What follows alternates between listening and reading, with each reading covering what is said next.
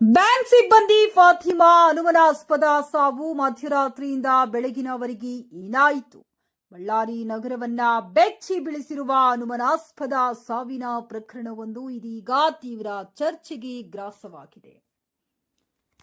ನಗರದ DC camp ರಸ್ತೆ ಸಮೀಪದ ಅಂದ್ರಾಳ್ ಹಳ್ಳದಲ್ಲಿ ಇಂದು ಬೆಳಗ್ಗೆ ಮಹಿಳೆಯೊಬ್ಬರ ಮೃತದೇಹ ಪತ್ತೆಯಾಗಿದ್ದು, ಮೃತರನ್ನು ಮೋತಿ ಸರ್ಕಲ್ನ ಕರ್ನಾಟಕ ಗ್ರಾಮೀಣ ಬ್ಯಾಂಕ್ ಸಿಬ್ಬಂದಿ ಅನೀಫ್ ಫಾತಿಮಾ ಎಂದು ಗುರುತಿಸಲಾಗಿದೆ.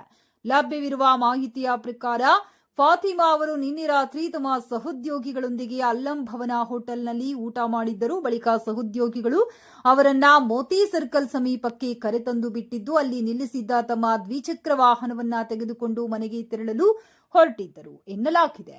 ಆದರೆ ಅದಾದ ಬಳಿಕ ಏನಾಯಿತು ಎಂಬುದು ನಿಗೂಢವಾಗಿಯೇ ಉಳಿದಿದೆ.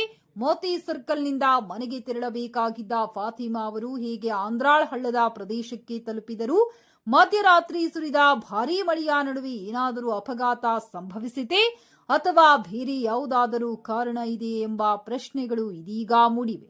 ಇಂದು ಬೆಳಗ್ಗೆ ಅಂದ್ರಾಳ್ ಹಳ್ಳದಲ್ಲಿ ಅವರ ಮೃತದೇಹ ಪತ್ತೆಯಾಗಿದ್ದು, ವಿಷಯ ತಿಳಿಯುತ್ತಿದ್ದಂತೆ ನೂರಾರು ಸಾರ್ವಜನಿಕರು ಸ್ಥಳಕ್ಕೆ ಆಗಮಿಸಿ ವೀಕ್ಷಣೆ ನಡೆಸಿದರು. ಮೃತದೇಹವು ಬೆತ್ತಲೆ ಸ್ಥಿತಿಯಲ್ಲಿ ಪತ್ತೆಯಾಗಿರುವುದರಿಂದ ಪ್ರಕರಣ ಮತ್ತಷ್ಟು ಅನುಮಾನಗಳಿಗೆ ಕಾರಣವಾಗಿದೆ. ಇದು ಅಪಘಾತವೇ, ಆತ್ಮಹತ್ಯೆ ಅಥವಾ ಬೇರೆ ಯಾವುದಾದರೂ ದುರ್ಘಟನೆ ಎಂಬ ಬಗ್ಗೆ ಸಾಮಾಜಿಕ ವಲಯದಲ್ಲೂ ಹಲವು ಚರ್ಚೆಗಳು ನಡೆಯುತ್ತಿವೆ. ಆದರೆ ಸಾವಿನ ನಿಖರ ಕಾರಣದ ಬಗ್ಗೆ ಈವರೆಗೂ ಯಾವುದೇ ಅಧಿಕೃತ ಮಾಹಿತಿ ಹೊರಬಿದ್ದಿಲ್ಲ. ಪೊಲೀಸರು ಪ್ರಕರಣವನ್ನು ಗಂಭೀರವಾಗಿ ಪರಿಗಣಿಸಿ ಎಲ್ಲ ಆಯಾಮಗಳಲ್ಲಿ ತನಿಖೆ ಆರಂಭಿಸಿದ್ದಾರೆ. ಫಾತಿಮಾ ಅವರ ಕೊನೆಯ ಚಲನವಲನಗಳು, ಸಿಸಿಟಿವಿ ದೃಶ್ಯಗಳು, ಮೊಬೈಲ್ ಕರೆಗಳ ಮಾಹಿತಿ ಸೇರಿದಂತೆ ವಿವಿಧ ಸಾಕ್ಷ್ಯಾಧಾರಗಳನ್ನು ಪರಿಶೀಲಿಸಲಾಗುತ್ತಿದೆ. ಮೃತದೇಹವನ್ನ ಮರಣೋತ್ತರ ಪರೀಕ್ಷೆಗೆ ರವಾನಿಸಲಾಗಿದ್ದು, ವರದಿ ಬಂದ ಬಳಿಕವೇ ಸಾವಿನ ನಿಜವಾದ ಕಾರಣ ಬಹಿರಂಗವಾಗುವ ಸಾಧ್ಯತೆ ಇದೆ. ಸದ್ಯ ಬಳ್ಳಾರಿ ನಗರದಲ್ಲಿ ಈ ಘಟನೆ ತೀವ್ರ ಕುತೂಹಲ ಮತ್ತು ಆತಂಕಕ್ಕೆ ಕಾರಣವಾಗಿದೆ.